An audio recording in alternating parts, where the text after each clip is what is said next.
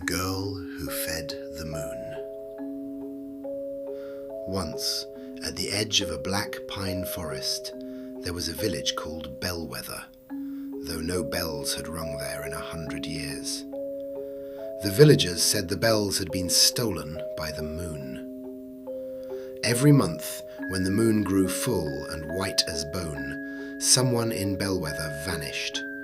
Not always a child, not always an elder, sometimes a baker, sometimes a bride, sometimes a boy who had only gone to fetch water.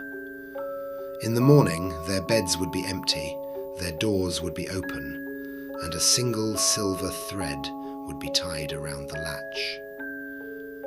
No one spoke of it loudly, no one looked at the moon for too long, and no one, under any circumstances, entered the forest after dark. Except Mara. Mara was 14, sharp-eyed, stubborn, and far too curious for a village built on fear. Her mother had disappeared 3 moons ago, leaving behind only a silver thread on the cottage door and a smell like cold rain. Since then, Mara had slept with her boots on. "Do not chase what has taken her," her grandmother warned. "Some hungers grow larger when they are noticed." But Mara had already noticed. On the night of the next full moon, she hid beneath her blanket and waited until the village went silent.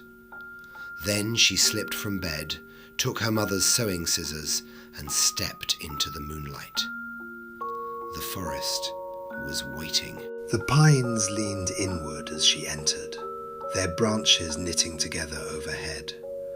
The path should have been dark, but the moon painted everything pale. Stones like teeth, roots like fingers, mushrooms like tiny skulls. Mara walked until Bellweather disappeared behind her. Then she heard the bells, not ringing exactly, whispering.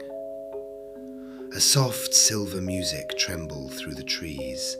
It sounded like someone calling her name from the bottom of a well. Mara. She gripped the scissors. Mara. "I'm not afraid," she said, though her voice came out small. The forest seemed amused. At last she reached a clearing where no snow lay, though it was winter. In the centre stood a table made from white wood, long enough for a feast. Upon it were silver plates, silver cups, and silver knives so thin they looked like splinters of moonlight.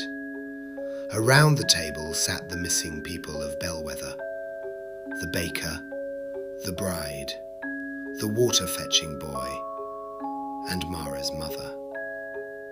They sat perfectly still, smiling with empty eyes. Silver threads were sewn through their lips. Mara's heart slammed against her ribs. "Mother?" Her mother's head turned slowly. The threads in her mouth pulled tight. From above came a voice, soft as velvet and old as graves. "Such a brave little crumb." Mara looked up. The moon was not in the sky. It was crouched in the branches. It had a woman's face, wide and beautiful and terrible, with skin like porcelain and eyes like holes cut into heaven. Its hair spilled between the treetops in glowing strands. Its mouth was full of tiny bells instead of teeth. "You came for what I took," said the moon. Mara forced herself not to run. "Give them back." The moon smiled, and the bells in its mouth chimed. "I do not give back what feeds me." "You eat people?" "Not their bodies," said the moon. "Bodies are dull. I eat memory, love, names, the warm little lights inside you creatures. When I am done, I leave the shell." Mara looked at the villagers, at her mother's stitched mouth, at the way her eyes did not know her. "You're a monster." "I am a fairy queen," said the moon. "Monsters hide under beds. Queens make bargains." "I didn't come to bargain." "All children come to bargain. They simply call it wishing." The moon lowered one glowing hand. In her palm lay a silver needle. "Here is my offer, Mara of Bellweather. Sit at my table. Let me sew your mouth shut and taste your memories. In return, I will give your mother one moment, one true moment. She will know you. She will hold you. She will say goodbye." Mara's throat burned. One moment. After 3 months of silence, one moment felt like water in a desert. Her mother sat at the table, smiling that awful, empty smile. The moon whispered, "Would you refuse her?" Mara stepped toward the table. The villagers watched with shining eyes. The silver plates gleamed. The needle waited. Then Mara remembered her grandmother's words. Some hungers grow larger when they are noticed. And Mara understood. The moon did not only eat memories, it ate longing, it ate grief, it ate the ache of people who would give anything for what they had lost. Mara stopped. "No," she said. The clearing went still. The moon's face twitched. "No." "My mother taught me to sew," Mara said, "and she taught me something else." She lifted the sewing scissors. "Never use another woman's needle." Then Mara lunged, not at the moon, at the silver thread sewn through her mother's lips. Snip. The thread snapped. Her mother gasped. It was not a gentle sound. It was a horrible, tearing breath, as if she had been drowning underground. Her eyes cleared. "Mara?" The moon screamed. The bells in her mouth rang so loudly the trees split. Birds fell dead from the branches. The table cracked from end to end. "Mara, run!" her mother cried. But Mara was already moving. She cut the baker's thread.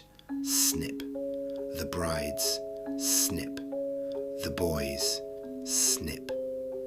One by one the villagers woke, screaming.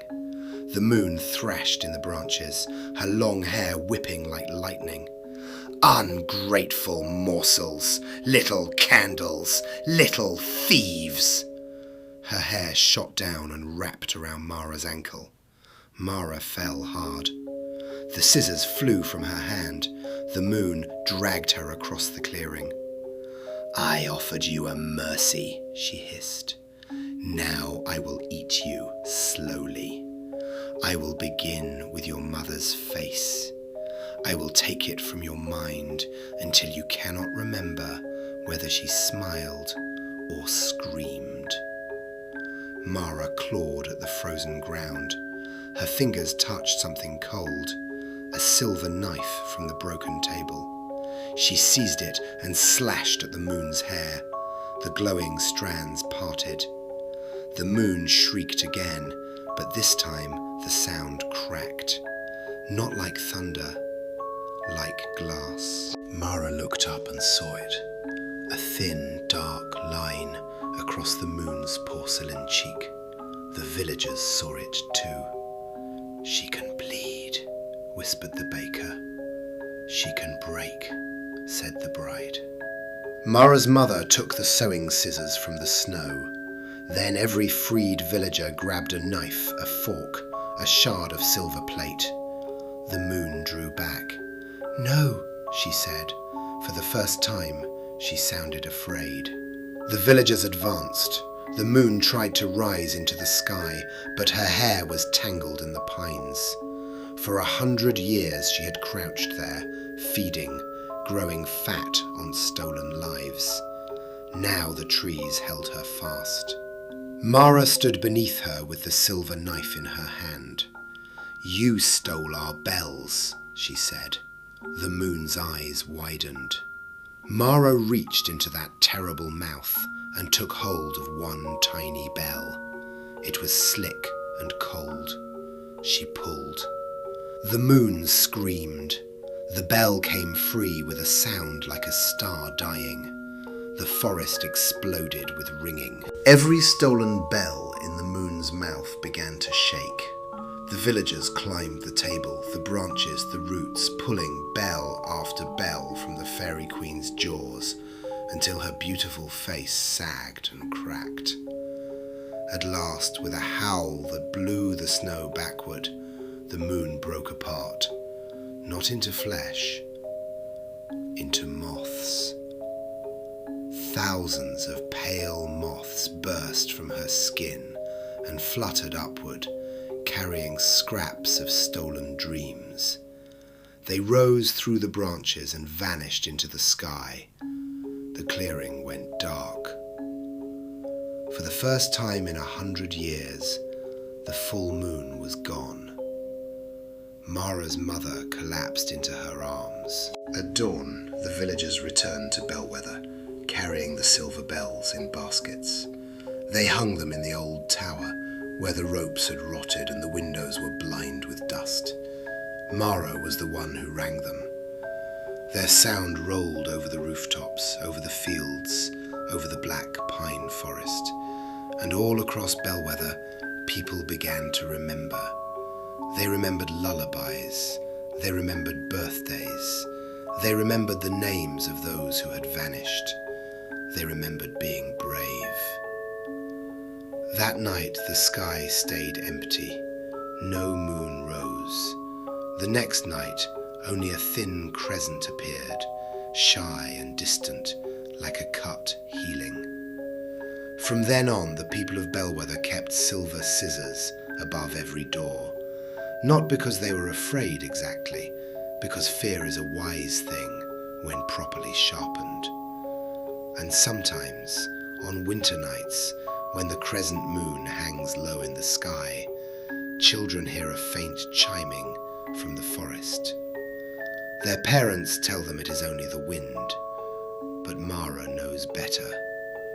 Somewhere among the black pines, a few pale moths still flutter, still hungry, still waiting for someone to look up and wish.